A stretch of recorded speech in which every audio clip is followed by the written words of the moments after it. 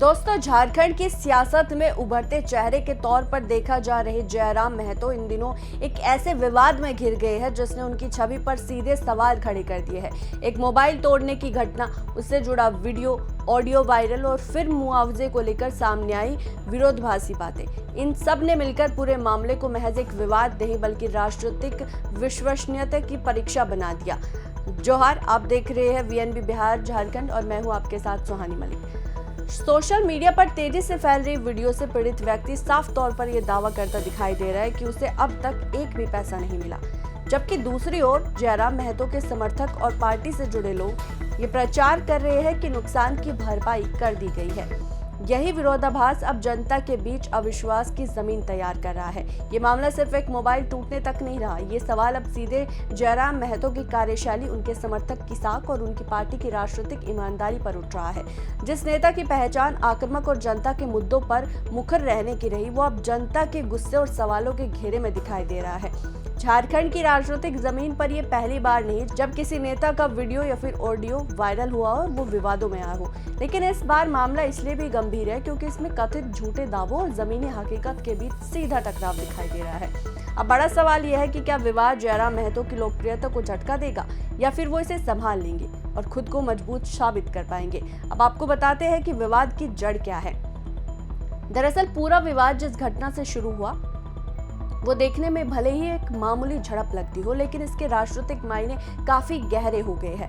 बताया जा रहा है कि एक सार्वजनिक कार्यक्रम या भीड़-भाड़ वाली स्थिति के दौरान माहौल अचानक तनावपूर्ण हो गया। इस दौरान एक युवक का मोबाइल फोन तोड़ दिया गया। जानकारी के अनुसार मौके पर अफरा तफरी जैसी स्थिति बन गई और इसी बीच ये घटना हुई। हालांकि ये साफ नहीं कि मोबाइल किसने तोड़ा, लेकिन आरोपों के घेरे में जयराम महतो और उनके समर्थकों का नाम आने लगा।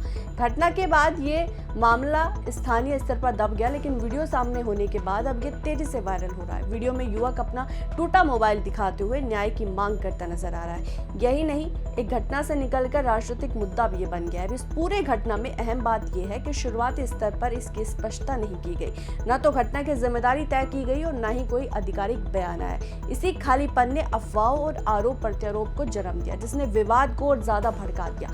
सोशल मीडिया के दौर में कोई भी घटना सीमित नहीं रहती और जयराम महतो के मामले में ये बड़ी टर्निंग पॉइंट साबित हुआ। जैसे ही मोबाइल टूटने का वीडियो वायरल हुआ, उसके बाद लगातार ऑडियो और वीडियो क्लिप सामने आने लगी। कुछ क्लिप में कथित तौर पर समर्थक ये कहते या सुनाई देते हैं कि मामला सुलझा लिया गया और पीड़ित को पैसे दे दिए गए। वहीं दूसरी ओर पीड़ित का खुद का वीडियो सामने आता है जिसमें वो साफ तौर से कहते हैं कि उसे कोई मुआवजा नहीं मिला।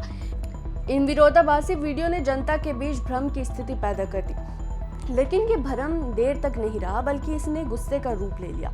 लोगों को ये लगने लगा कि सच्चाई छुपाने की कोशिश की जा रही है। झारखंड की पत्रकारिता में इस तरह के मामले को लेकर इमेज मैनेजिंग फेलियर के तौर पर देखा जाता है, जहां डिजिटल नैरेटिव बनाने की कोशिश उल्टी पड़ जाती है। जयराम के मामले में यही हुआ, जिससे ज्यादा सफाई देने की कोशिश की, उससे उतना ही सवाल होते गए। पैसे मिल गए बनाम एक पैसे नहीं मिला, सच कौन बोल रहा है, ये पूरा विवाद अब एक सवाल पर टिक गया। सच क्या है? अगर पीड़ित को मुआवजा दिया गया तो वो खुद वीडियो में आकर इसे क्यों नकार रहा है, और अगर नहीं दिया गया तो फिर ये दावा किस आधार पर किया गया? सूत्रों के अनुसार पार्टी के कुछ स्थानीय नेता और समर्थकों ने ये संदेश फैलाया कि मामले को सुलझा लिया गया और पीड़ित को नुकसान की भरपाई कर दी गई, लेकिन पीड़ित का वीडियो इस दावे को सीधे तौर पर चुनौती देता है। इस तरह की स्थिति में दो संभावनाएं बनती है, या तो वास्तव में मुआवजा नहीं दिया गया या फिर प्रक्रिया में पारदर्शिता की कमी रही, जिससे पीड़ित खुद को ठगा हुआ महसूस कर रहा है। इस विरोधाभास ने पूरे मामले को संवेदनशील बना दिया। जनता अब सिर्फ घटना नहीं बल्कि उसके बाद के व्यवहार को भी देख रही है। राजनीतिक रूप से यह स्थिति इसलिए भी खतरनाक है क्योंकि इसमें झूठ बनाम सच की लड़ाई बनती दिखाई दे रही है, और जब जनता को लगता है कि उससे सच छुपाया जा रहा है तो उसका गुस्सा और अविश्वास दोनों बढ़ जाते हैं।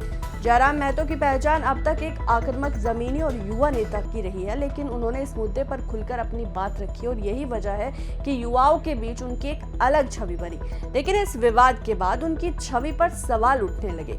सोशल मीडिया प्लेटफॉर्म पर जो प्रतिक्रिया सामने आ रही है उसमें अब सिर्फ समर्थन नहीं बल्कि आलोचक भी साफ नजर आ रहे हैं। लोग पूछ रहे हैं कि अगर एक छोटे से मामले में पारदर्शिता नहीं दिखी तो बड़े मुद्दों पर भरोसा कैसे किया जाए। राजनीतिक पंडितों का मानना है कि लोकप्रियता सिर्फ भीड़ से नहीं बल्कि भरोसे से बनती है और भरोसा टूटने से ज्यादा समय नहीं लगता।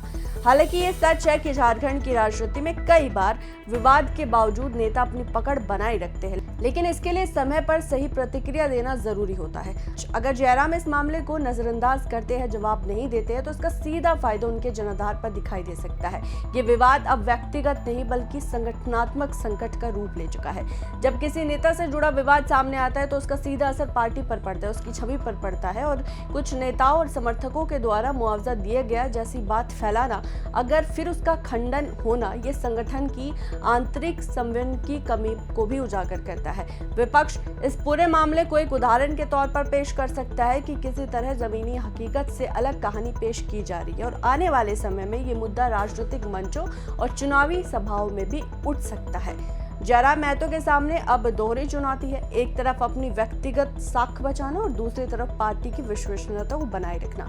इसके लिए जरूरी है कि वो खुलकर सामने आए, पूरे मामले की पारदर्शिता जांच कराए और पीड़ित को न्याय दिलाने की दिशा में ठोस कदम उठाए, क्योंकि अब ये मामला सिर्फ एक मोबाइल का नहीं बल्कि विश्वास की राजनीति का बन चुका है।